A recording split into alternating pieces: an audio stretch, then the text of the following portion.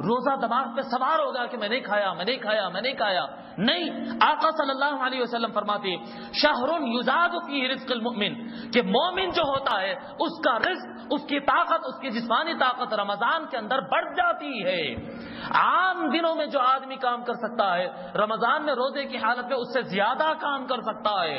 جسمانی طاقت اور بڑھ جاتی ہے، صحت اور اچھی ہو جاتی ہے، آدمی کام کے لائق ہو جاتا ہے. یہ جو نڈھال پن رہتا ہے یہ آپ کے اپنے دماغ کی کارستانی ہے. یہ خیال جو ہے میں نہیں کھایا، 3 گھنٹے سے نہیں کھایا، 4 گھنٹے سے نہیں کھایا، 6 گھنٹے سے نہیں کھایا، یہ خیال آپ کو کمزور کر رہا ہے. ورنہ حقیقت یہ ہے کہ رزق بڑھ جاتا. میں آپ کو ایک فارمولا بتاؤں، جن کو بی پی لو ہو جاتا ہے یا کمزوری محسوس ہوتی ہے، کچھ نہیں، بیماری کچھ نہیں ہے لیکن کمزوری ہے. آپ ایک آیت ہے قرآن کی، وہ آیت پڑھتے رہیں، مشہور آیت ہے، ان اللہ هو الرزاق ذو القوة المتین، ان اللہ هو الرزاق ذو القوة المتین. یہ آپ یہ آیت بار بار پڑھتے رہی، جسم میں طاقت آ جاتی. تجربے کی بات بتا رہا ہوں میں. نڈھال پن ہو گئے، بالکل کمزور ہو گئے، اب ہاتھ نہیں ہو رہا، نہیں ہوتا استاد آج، بالکل ہمت نہیں ہو رہی نوکری پہ جانے کام کرنے کی. یہ آیت آپ بار پڑھیے، آپ دیکھیے آپ کے جسم کے اندر جان آ جاتی ہے. رزق کا مطلب یہ نہیں ہے کہ کھانا زیادہ ہو، حریص کے بڑے بڑے دیگاں لگے، حلیم کے بڑے بڑے اسٹال لگے، جی آپ کو نہاری پائے کلچے سامنے آ جائے، یہ نہیں ہے رزق. رزق یہ ہے کہ جسم کے اندر جان آ جائے، یہ ہے رزق. اللہ تبارک و تعالیٰ فرما رہا ہے یہ مہینہ وہ مہینہ ہے کہ رزق میں برکت ہو جاتی ہے، انسان کے جسم میں طاقت آ جاتی ہے، یہ رزق ہو جاتی ہے. اللہ تبارک و تعالیٰ رزق میں برکت کر دیتا ہے. من فطر فیہ صائما کان لہ مغفرۃ لذنوبہ وعتق رقبتہ من النار. فرماتے ہیں جو آدمی اس مہینے کے اندر کسی روزدار کا روزہ کھلائے گا، کسی کی مہمان نوازی کرے گا، کسی کو کھلائے گا، اس کا روزہ کھلائے گا، تو اللہ تبارک و تعالی اس کا وہ روزہ کھلانا، دوسرے کا روزہ کھلانا اس کے سارے گناہوں کو معاف کرنے کا ذریعہ بنا دیتا ہے. سارے گناہ اللہ تبارک و تعالیٰ معاف کرتا ہے. اپنی اپنی نیت کی بات ہے. اگر کسی کا روزہ کھلاتے ہیں، اپنے کو خالی دھن روزہ کھولنے کی رہتی نہیں، روزہ کھلانے کی دھن بنا لیجئے، اللہ تبارک و تعالیٰ گناہوں کو معاف کر دیتا ہے. وَعَتَقَ رَقَبَتَهُ مِنَ النَّارِ وَعِتْقَ رَقَبَتِهِ مِنَ النَّارِ. اللہ تبارک و تعالیٰ وہ روزے کو کھلانا اس کے لیے گناہوں کو معافی کا ذریعہ بنا دیتا ہے اور دوزخ سے اس کی گردن کو چھڑانے کا ذریعہ بنا دیتا ہے. یہ روزہ کھلانا بڑا ثواب. دیکھیے اللہ تبارک و تعالی حضور صلی اللہ علیہ وسلم سے پوچھا گیا ای الاسلام خیر، اسلام کا بہترین عمل کیا ہے؟ من جملہ 3 باتوں کے آقا صلی اللہ علیہ وسلم فرماتے ہیں اطعام الطعام، لوگوں کو کھانا کھلانا. خود کا کھانا کھلانا، یہ خود کا کھانا کھانا اس میں جتنا کم کرے اچھا ہے، لیکن جب دوسروں کو کھلاتے ہیں تو اللہ کو بہت زیادہ پسند ہے. فرماتے جب دوسروں کا روزہ کھلاتے تو گناہ بھی معاف ہو جاتے، تم دوزخ سے بھی آزاد ہو جاتی ہے. وَكَانَ لَهُ مِثْلَ أَجْرِهِ مِنْ غَيْرِ أَن يَنْتَقَصَ مِنْ أَجْرِهِ شَيْءٌ. قُلْنَا يَا رَسُولَ اللَّهِ، ہم عرض کیے یا رسول اللہ كُلُّنَا لَا يَجِدُ مَا يُفَطِّرُ الصَّائِمَ، ہم میں سے ہر آدمی ایسا نہیں ہے کہ جو روزدار کو کھانا کھلائے اور روزدار کا پیٹ بھرے.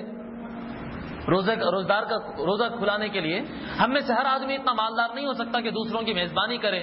یقینی بات ہے نا، جو مالدار ہے وہ تو کھلائے گا لوگوں کے روزے، لیکن جو غریب ہے وہ کیا کرے گا؟ تو حضور صلی اللہ علیہ فقال رسول اللہ صلی اللہ علیہ وسلم يعطي الله هذا الثواب من فطر صائما على مذقة لبن او تمرة او شربة من ماء. آقا صلی اللہ علیہ وسلم فرماتے یہ ثواب میں پیٹ بھر کھلانے کے بارے میں نہیں کر رہا ہوں، اللہ تبارک و تعالیٰ گناہ بھی معاف کر دیتا ہے اور اللہ تبارک و تعالیٰ روزے سے دوزخ سے بھی آزاد کر دیتا ہے. اس شخص کو اتنا بڑا ثواب دیتا ہے اللہ جو کسی روزدار کو دودھ کے ایک گھونٹ سے روزہ کھلا دیتا ہے، یا ایک کھجور کھلا کے روزہ کھلا دیتا ہے، یا کچھ نہ ملے تو ایک گھونٹ پانی پلا کر بھی اگر کوئی روزہ کھلا دیتا ہے اس کو اللہ تبارک و تعالیٰ اتنا بڑا ثواب دے دے گا.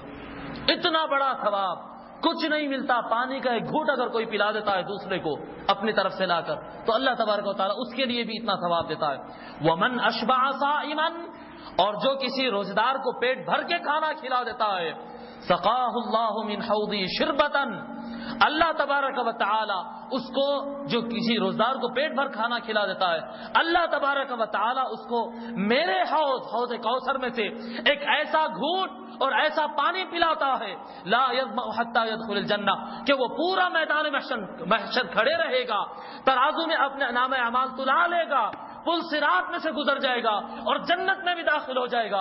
اتنا سارا وقت گزار دے گا، قیامت کے دن اس کو ایک لمحہ بھی پیاس نہیں لگے گی، ایک لمحہ اس کو پیاس بھی نہیں لگے گی. جو روزہ کھلا دے گا اس کے گناہ معاف ہوں گے، اس کو دوزخ سے بچا لیا جائے گا، اور جو روزہ کھلائے گا اور پیٹ بھر کھانا کھلا دے گا تو وہ تو اس کے گناہ تو معاف ہونا ہی ہونا ہے، دوزخ سے اس کو بچنا ہی بچنا ہے، اور اس کو حوض کوثر کا ایسا پانی ملنا ہے کہ سارے لوگ جب پیاسے ہوں گے تو وہ پیاسا ہوگا ہی نہیں۔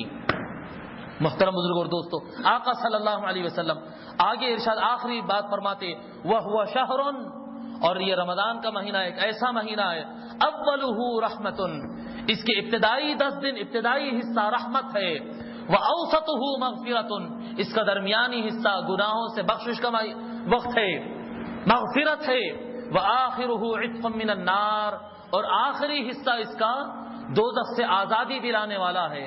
محترم بزرگ اور دوستو، پہلے حصے کو ہم اپنا لیتے ہیں، دوسرے حصے میں ہم تھک جاتے ہیں، اور تیسرے حصے میں دنیا دار بن جاتے ہیں۔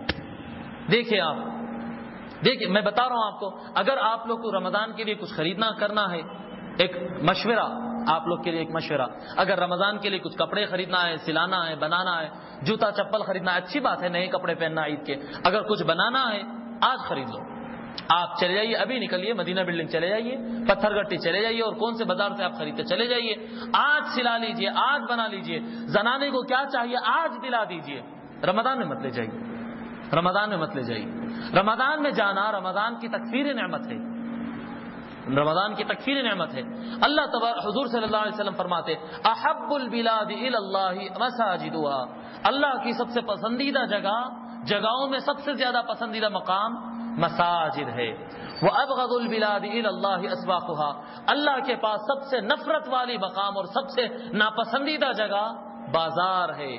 اور جس وقت میں اللہ اعلان فرما رہا ہے کہ آؤ تمہیں میں دوزخ سے آزاد کرتا ہوں، وہ وقت جا کے مدینہ بلڈنگ میں 6 گھنٹے گزاریں گے جی، روزے جو آخری دن ہوتے ہیں، جب روزے قبول کروانا ہوتا ہے، دوزخ سے آزادی ملنا ہوتا ہے، وہ وقت میں جا کے آپ عورتوں میں مردوں میں دھکے وکے کھاتے ہوئے بازار میں پھریں گے، اور 4 6 گھنٹے جی۔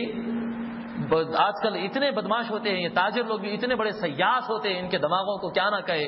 مسجدوں کے اندر انتظام، بھائی رمضان کے لیے بہترین نیا اسٹاک بھی آ گیا ہے، اور رمضان میں نماز کے لیے ہال کا بھی انتظام کر دیا گیا، یعنی نماز کے لیے تم مسجدوں کو مت جاؤ، جو مرد ہے وہ نماز دکانوں کے اندر نمازیں پڑھیں گے، اور عورتیں اپنے گھروں کو چھوڑ کر، حضور نے فرمایا جتنا عورت کا نماز اندر ہوگی اتنا زیادہ ثواب والی ہوگی، اس کو بازار میں نماز پڑھواؤ گے، تم بازار میں نماز پڑھواؤ گے، اس کے روزے آپ دکانوں کے اندر کھلواؤ گے۔